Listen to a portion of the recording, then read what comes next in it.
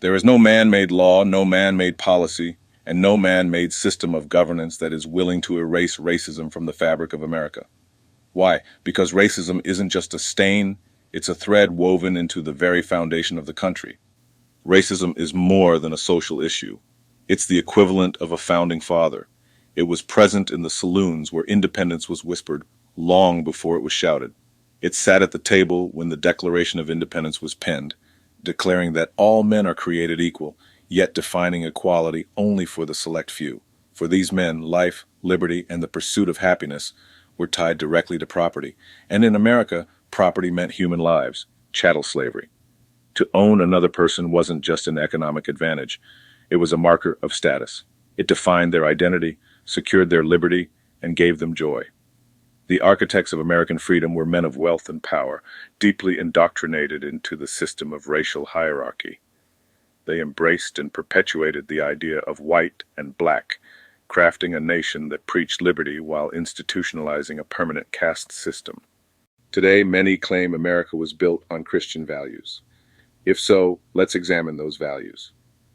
The Bible, often cited as the foundation of those values, doesn't mention white or black people. Instead, it speaks of three sons after the flood: Ham, Shem, and Japheth. But through the ages, this biblical narrative was distorted. By the 15th to 17th centuries, deceit birthed the concept of race, a lie that divided humanity into white and black. And America seized upon that lie and wielded it like no other nation in history. The racial ideology became a cornerstone of its society, shaping laws, economies, and identities. The depth of this lie is staggering. In the 2024 elections, 39 million so-called Black Americans cast votes for the Constitution that is designed to uphold racial hierarchies, a system that, by its very design, ensures the servitude of one class to another. We are Americans. We are Americans. Let us choose loyalty to the Constitution over loyalty to any individual. When you strip a man of his ability to think, you strip away his humanity. He becomes enslaved, not by chains, but by the one who controls his thoughts. The power of human cognition is a divine gift bestowed by God Himself. It's what sets us apart from the beasts. According to the Bible, humanity was created in God's likeness, which means our ability to reason, to dream, and to choose comes from a divine origin. Free will, our ability to make choices, is a gift from our Creator. No one can take it away unless we allow it.